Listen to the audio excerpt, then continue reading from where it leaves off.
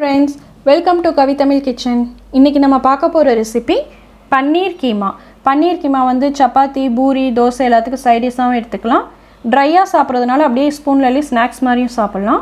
First இதுக்கு தேவையான பொருட்கள் என்னென்னு பார்த்துடலாம்.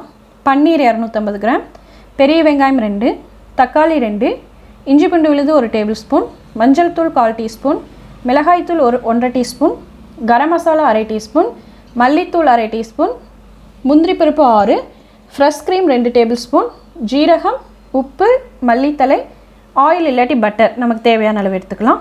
வாங்க வீடியோக்குள்ளே போகலாம். எப்படி செய்கிறதுன்னு பார்க்கலாம். ஃபஸ்ட்டு கடாய் அடுப்பில் வச்சுட்டு 2 டேபிள் ஸ்பூன் பட்டர் இல்லைனாலும் 2 டேபிள் ஸ்பூன் ஆயில் சேர்த்திக்கோங்க. பட்டர் நல்லா மெல்ட் ஆனோனையும் 1 டீஸ்பூன் ஜீரகம் போட்டு நல்லா பொரிஞ்சதுக்கப்புறம் நம்ம 2 வெங்காயம் பொடியாக நறுக்கி வச்சுக்கோங்க. அந்த நறுக்கி வச்ச வெங்காயத்தை போட்டு நல்லா வதக்கிக்கலாம். நான் இதில் வந்து பட்டை, கிராம்பு எதுவுமே போடலை, வெறும் ஜீரகம் மட்டும்தான் போட்டுக்கிறேன்.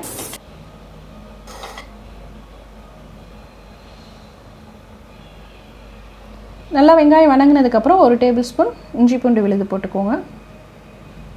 இஞ்சி பூண்டு விழுது பச்சை வாடை போகிற வரைக்கும் நல்லா வதக்கிக்கோங்க. போனதுக்கப்புறம் நம்ம மசாலா பொருட்கள்லாம் ஒன்று ஒன்றா ஆட் பண்ணிக்கலாம். ஃபஸ்ட்டு வந்து மஞ்சள் தூள் 1/4 டீஸ்பூன்,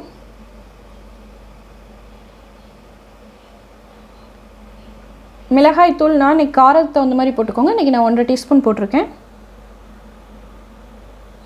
அப்புறம் மல்லித்தூள் போட்டுட்டு நல்லா வதக்கிக்கோங்க. நல்லா வதக்கிட்டு நம்ம பொடியை நறுக்கி வச்ச 2 தக்காளியும் போட்டு நல்லா வதக்கிக்கலாம். எல்லாம் நல்லா கலந்து வர மாதிரி நல்லா வதக்கிக்கோங்க.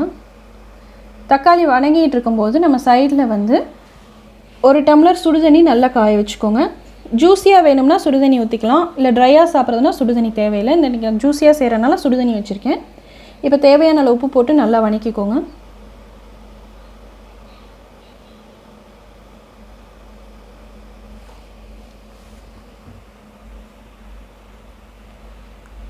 ஒரு 2 நிமிஷம் மூடிட்டு நம்ம மசாலா பொருட்கள்லாம் பிரிஞ்சு வரும்போது நம்ம சைடில் சுடுதண்ணி வச்சுருக்கோம் பார்த்தீங்களா, 1 டம்ளர், அதை எடுத்து இதில் ஆட் பண்ணிக்கலாம்.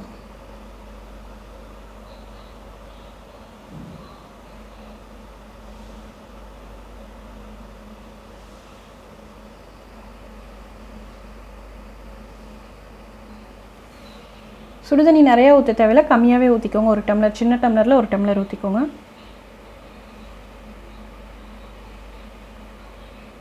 ஒரு நல்லா வதக்கிட்டு ஒரு 2 நிமிஷம் திருப்பி மூடி வச்சிடலாம்.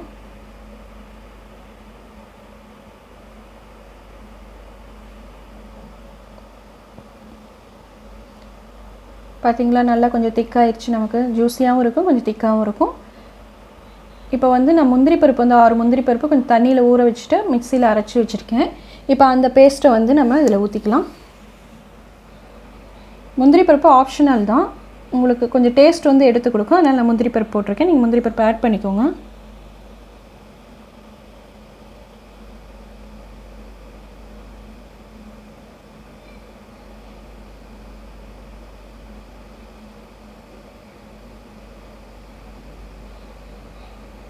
இப்போ கொஞ்சம் கரம் மசாலா ஆட் பண்ணிக்கலாம். போட்டு நல்லா மிக்ஸ் பண்ணிக்கோங்க. இதுக்கப்புறம் நான் ஃப்ரெஷ் க்ரீம் எடுத்திருக்கேன். க்ரீம் வந்து 2 டேபிள் ஸ்பூன் போட்டிருக்கேன்.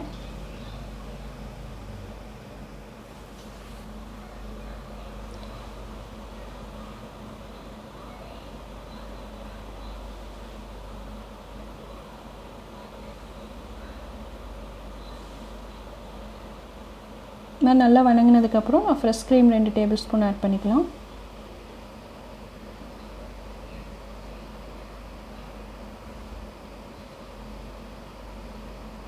எல்லாத்தையும் நல்லா மிக்ஸ் பண்ணிவிட்டு ஒரு 2 நிமிஷம் மூடி வச்சுட்டு நம்ம சைடில் வச்சுருக்க பன்னீரை வந்து கேரட் சீவுறதில் நல்லா சீவி வச்சுக்கோங்க. நம்ம மசாலா ரெடி ஆனோடனே நம்ம பன்னீரை போட்டு நல்லா மிக்ஸ் பண்ணிட வேண்டியதுதான்.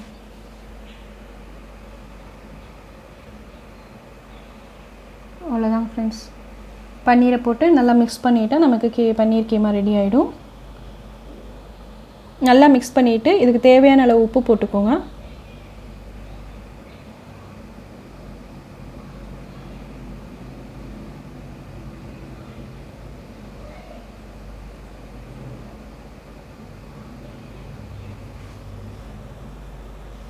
உப்பு போட்டு ஒரு 2 நிமிஷம் வணக்கினா போதும். பன்னீரை ரொம்ப நேரம் வேக வைக்க வேண்டாம். 2 to 3 மினிட்ஸில் ரெடி ஆயிரும் நமக்கு.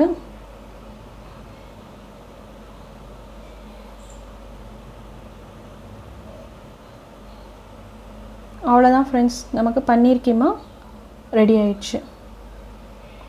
இதில் கொஞ்சம் கொத்தமல்லி தழை போட்டு இறக்கிடலாம். இப்போ நான் சப்பாத்தியில் வந்து பன்னீர் கீமா ஸ்டஃப் பண்ண போகிறேன். ஒரு 1.5 டீஸ்பூன் எடுத்து வச்சுட்டு சப்பாத்தி வந்து 4 பக்கம் மடித்து வச்சுக்கோங்க.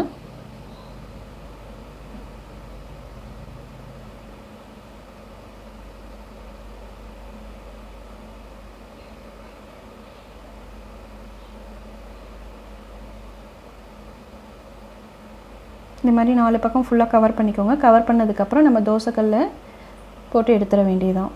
இந்த மாதிரி செஞ்சு கொடுத்தீங்கன்னா குழந்தைங்க நல்லா விரும்பி சாப்பிடுவாங்க. அவ்வளோதான் ஃப்ரெண்ட்ஸ், நமக்கு சப்பாத்தி ஸ்டஃப் சப்பாத்தி ரெடி ஆயிடுச்சு. இப்படி இல்லைன்னா நம்ம சப்பாத்தியில் ரோல் பண்ணியும் தரலாம். பாருங்கள், ரெடியானு கட் பண்ணி கொடுத்தோம்னா குழந்தைங்க சின்ன சின்ன பீஸாக ஸ்நாக்ஸ் டைம் கூட செஞ்சு கொடுத்தீங்கன்னா சாப்பிடுவாங்க. இந்த மாதிரி